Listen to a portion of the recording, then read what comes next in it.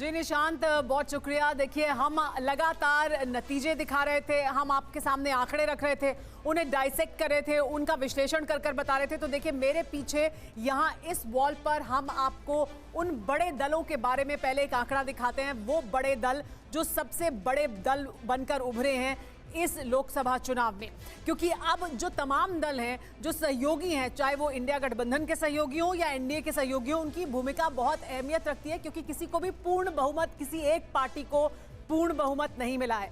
सबसे बड़ी पार्टी जरूर बीजेपी है 240 सीटों के साथ। कांग्रेस पार्टी दूसरे नंबर की पार्टी है 99 सीटों के साथ। इसके बाद समाजवादी पार्टी 38 सीटें जीतकर तीसरे नंबर पर। और ये सिलसिलेवार तरीके से हम कौन आगे है और कौन पीछे है अपने अपने दल की संख्या बल के हिसाब से हमने ये आंकड़ा आपके सामने रखा है। तृणमूल कांग्रेस 29 सीटें जीत चुकी है, डीएमके 22 सीटें जीत चुकी है, टीडीपी 16 सीटें। और ये बड़ा गेम चेंजर साबित हुआ है ये सहयोगी साथ आने से बीजेपी के। जेडीयू 12 सीटें जीतकर जेडीयू ने भी बड़ा उलटफेर किया है बिहार में। और उद्धव ठाकरे गुट को 10 सीटें मिली हैं, एनसीपी शरद पवार गुट को 7 सीटें और जो शिंदे गुट है उसको 6 सीटें मिली हैं। लेकिन रुझान और नतीजे संकेत दे रहे हैं कि एनडीए आसानी से सरकार बनाने की स्थिति में है। नरेंद्र मोदी के नेतृत्व में पहली बार यह हुआ है कि सरकार एक बार फिर बन रही है और तीसरी बार बन रही है।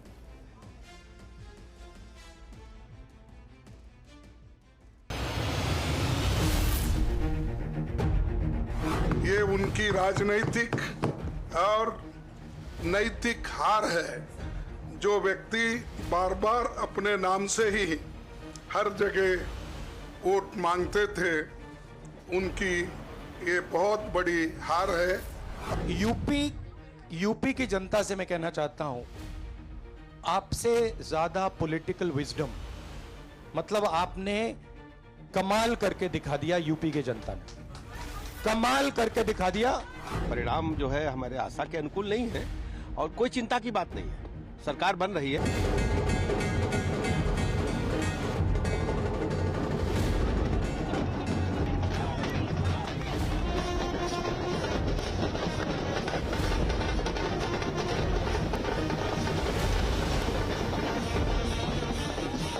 ना 2014 जैसा उत्साह, ना 2019 जैसा उत्सव।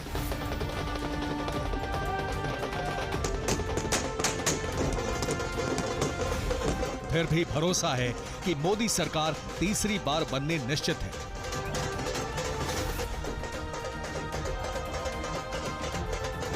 दरअसल नरेंद्र मोदी के नेतृत्व में पहली बार बीजेपी को आत्मनिर्भरता का जनादेश नहीं मिला। बीजेपी अकेले बहुमत का आंकड़ा नहीं छू पाई, इसीलिए विपक्षी दल दावा कर रहे हैं कि मोदी सरकार नहीं बनेगी।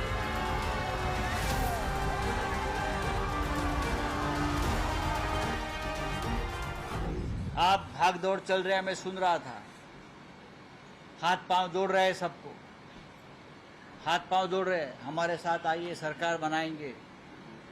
लेकिन मैं दावे के साथ कहता हूं, मोदी जी की सरकार नहीं बनेगी। मोदी जी ने सबसे पहले इस्तीफा देना चाहिए, मोदी जी हार गए।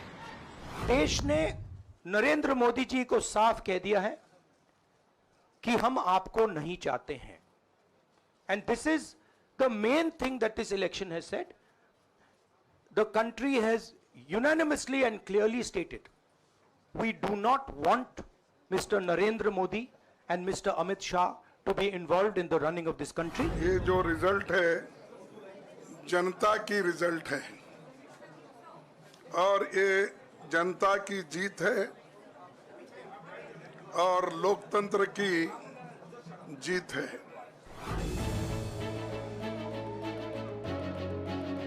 बहुमत न मिलने की स्थिति में विपक्षी दलों के हौसले बढ़े हैं। 10 साल से डगमगाए आत्मविश्वास को ताकत मिली है, क्योंकि विपक्षी दलों का मानना है कि अगर एनडीए के घटक दलों को तोड़ने में कामयाब रहे तो सरकार बनाने लायक संख्या जुटाई जा सकती है।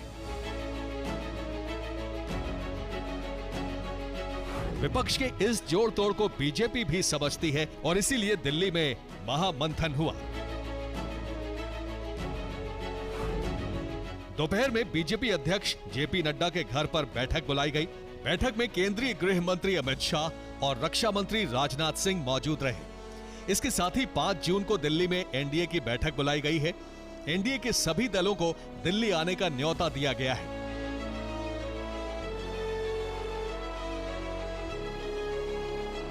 विपक्षी दल तीसरी बार मोदी सरकार बनने से रोकने के लिए एनडीए के बड़े दलों से संपर्क में है।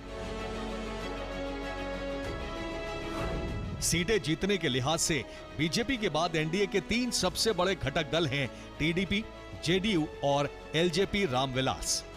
इन 3 घटक दलों के पास बीजेपी के बाद सबसे ज्यादा सीटें हैं। इसीलिए माना यह जा रहा है कि इंडिया गठबंधन के नेता इनसे संपर्क करके एनडीए से अलग करने की तैयारी में हैं। एनडीए के इन दलों का गठबंधन बदलने का इतिहास रहा है। बीजेपी की सहयोगी पार्टी टीडीपी ने आंध्र प्रदेश में भी सरकार बनाई है, लेकिन चर्चा है कि इंडिया का पहला निशाना टीडीपी है।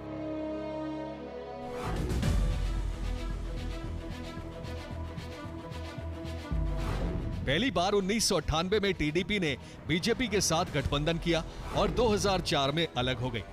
इसके बाद 2014 में बीजेपी के साथ जुड़े और 2018 में चंद्रबाबू नायडू ने बीजेपी का साथ छोड़ दिया। 2024 के चुनाव से पहले एक बार फिर टीडीपी बीजेपी का गठबंधन हुआ।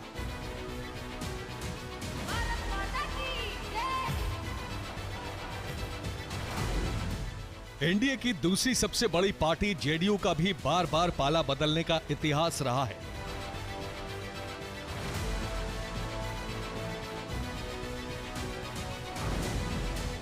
जेडीयू ने 2013 में बीजेपी के प्रधानमंत्री पद के लिए नरेंद्र मोदी के नाम का ऐलान होने के बाद एनडीए छोड़ दिया। 2015 के बिहार विधानसभा चुनाव में आरजेडी के साथ गठबंधन किया। 2017 में आरजेडी पर भ्रष्टाचार के आरोप लगाते हुए गठबंधन तोड़ दिया। 2022 में नीतीश फिर महागठबंधन में शामिल हो गए, लेकिन 2024 का चुनाव बीजेपी के साथ मिलकर लड़ा।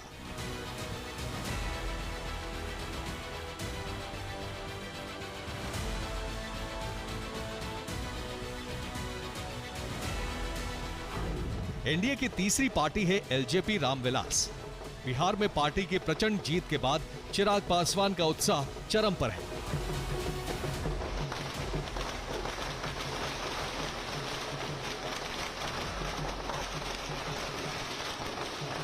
लोकसभा चुनाव में बिहार में चिराग पासवान की पार्टी ने जीत दर्ज की है और उसको लेकर आप देख सकते हैं कि यहाँ पे जश्न का माहौल है।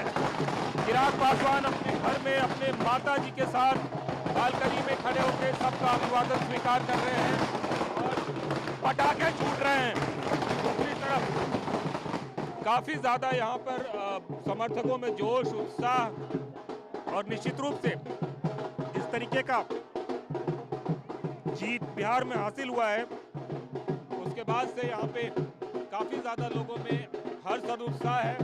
चिराग पासवान देखिए एक दूसरे को रंग और अबीर लगाते हुए ये एक तरीके से जश्न का माहौल यहाँ पे उनके घर पे, और इसी जश्न के माहौल में चिराग पासवान अपनी माता जी और समर्थकों के साथ यहाँ पे दिख रहे हैं। तो बालकनी में चिराग पासवान आपको नजर आ रहे होंगे और अपने समर्थकों के साथ चिराग पासवान बालकनी में नजर आ रहे हैं। हाँ, और ये सारे के सारे जो है एक दूसरे को रंग लगा रहे हैं और रंग लगाते हुए अपने माता जी के साथ चिराग पासवान दिख रहे होंगे आपको। ये तस्वीर पटना की है।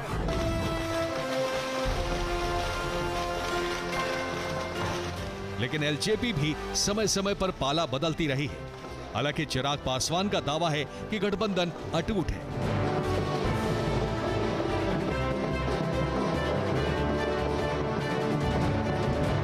चिराग सर, क्या कहना चाहेंगे आज की जीत पे? मैं इस जीत का श्रेय मेरे प्रधानमंत्री आदरणीय नरेंद्र मोदी जी, जिन्होंने गठबंधन का नेतृत्व मजबूती से करने का काम किया, मेरे मुख्यमंत्री नीतीश कुमार जी, हमारे गठबंधन के तमाम घटक दलों, उनके नेताओं को इसका श्रेय जाता है।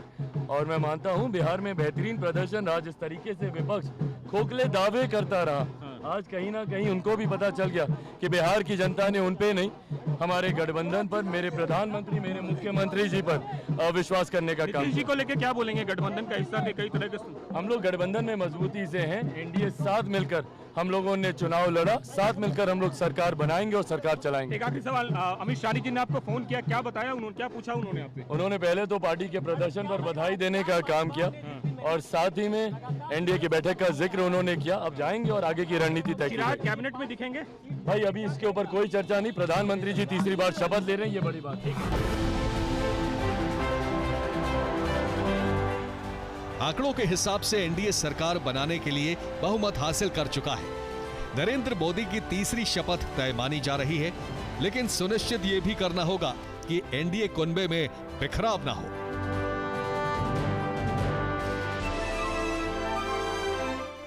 Bureau report, TV9 Bharatvarsh.